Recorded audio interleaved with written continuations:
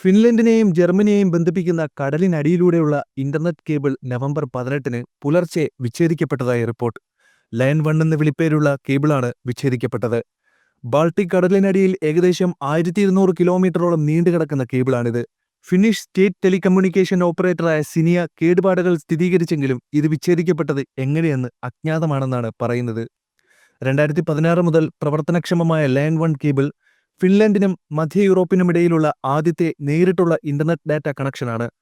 സെക്കൻഡിൽ 144 ടെറാബിറ്റ് ശേഷിയുള്ള ലയൺ 1 ജർമ്മനിയിലുള്ള ഹെൽസിങ്കിയെ റോസ്റ്റോക്കുമായി ബന്ധിപ്പിക്കുന്നു. വടക്കൻ മധ്യ യൂറോപ്പിനെ ബന്ധിപ്പിക്കുന്ന ഡിജിറ്റൽ ഇൻഫ്രാസ്ട്രക്ചറിന്റെ നട്ടെല്ലെന്നാണ് ഇതിനെ വിശേഷിപ്പിക്കുന്നത്. കേബിളുകൾ അട്ടിമറിച്ചതായി സംശയിക്കുന്നതിനെക്കുറിച്ച് ഫിൻലൻഡും സ്വീഡനും അന്വേഷണം ആരംഭിച്ചതിന് തൊട്ടുപിന്നാലെ ബാൾട്ടിക് കടലിൽ ഒരു ചൈനീസ് ചരക്ക് കപ്പൽ കണ്ടതായി ഡെൻമാർക്കിന്റെ നാവികസേന അറിയിച്ചു.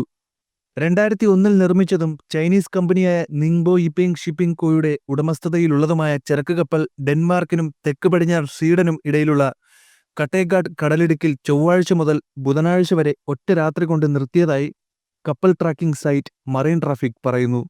ഫിൻലാൻഡിനെ ജർമ്മനിയുമായി ബന്ധിപ്പിക്കുന്ന സീ ലയൺ 1 കേബിളിന്റെ ഭാഗത്ത് തിങ്കളാഴ്ച യിപെങ് 3 ഉണ്ടായിരുന്നതായും ട്രാക്കർ കാണിക്കുന്നുണ്ട്. ഞായറാഴ്ച പുലർച്ചെയാണ് സ്വീഡിഷ് ബാൾട്ടിക് കടൽ ദ്വീപായ ഗോട്ട്ലാൻഡിൽ നിന്ന് ലിത്വാനിയയിലേക്ക് നീളുന്ന ടെലികോം കേബിളായ അറേലിയോൺ കേടായത്. ചൊവ്വാഴ്ച ജർമ്മൻ പ്രതിരോധ മന്ത്രി ബോറിസ് പിസ്റ്റോറിയസ് പറയുന്നതനുസരിച്ച് അറ്റുപോയ കേബിളുകൾ സബോട്ടേജിന്റെ ഫലമായിരിക്കാമെന്നും ചൂണ്ടിക്കാണിക്കുന്നുണ്ട്. ഈ കേബിളുകൾ അബദ്ധത്തിൽ മുറിഞ്ഞതാണെന്ന് ആരും വിശ്വസിക്കുന്നില്ലെന്നും ബ്രസൽസിൽ നടന്ന യൂറോപ്യൻ യൂണിയൻ മന്ത്രിമാരുടെ യോഗത്തിൽ അദ്ദേഹം പറഞ്ഞു. 2023 ഒക്ടോബറിൽ ഫിൻലൻഡിനും എസ്തോണിയയ്ക്കും ഇടയിലുള്ള കടലിനടിയിലെ വാതക പൈപ്പിലെ ഒരു ചൈനീസ് ചരക്ക് കപ്പൽ നങ്കൂരമിട്ട് കേടായതിനെ തുടർന്ന് അടച്ചിടേണ്ടി വന്നു. 2022 സെപ്റ്റംബറിൽ റഷ്യയിലെ വാതകം യൂറോപ്പിലേക്ക് കൊണ്ടുപോകുന്ന നോർഡ് സ്ട്രീം പൈപ്പ് ലൈനുകൾ വെള്ളത്തിനടിയിലുള്ള സ്ഫോടനങ്ങളുടെ ഒരു പരമ്പര തന്നെ സൃഷ്ടിച്ചു.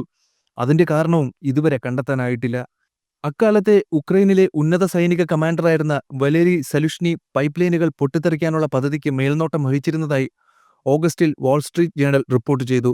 ഉക്രൈൻ പ്രസിഡന്റ് വോളോഡിമർ സെലൻസ്കി പദ്ധതി അംഗീകരിച്ചതായും വാൾസ്ട്രീറ്റ് ജേണൽ വ്യക്തമാക്കുന്നുണ്ട്. എന്നാൽ ഉക്രൈൻ ഈ വാദങ്ങളെ തികച്ചും അസംബന്ധമെന്ന് പറഞ്ഞ് നിരസിക്കുകയും ചെയ്തു. നവംബർ 15-ന് സെന്റ് പീറ്റേഴ്സ്ബർഗിന്റെ പടിഞ്ഞാറുള്ള റഷ്യൻ തുറമുഖമായ ഉസ്ലുഗയിൽ നിന്ന് യിപെങ് 3 പുറപ്പെട്ടുവെന്നാണ് വെസൽ ഫൈൻഡർ സൂചിപ്പിക്കുന്നത്.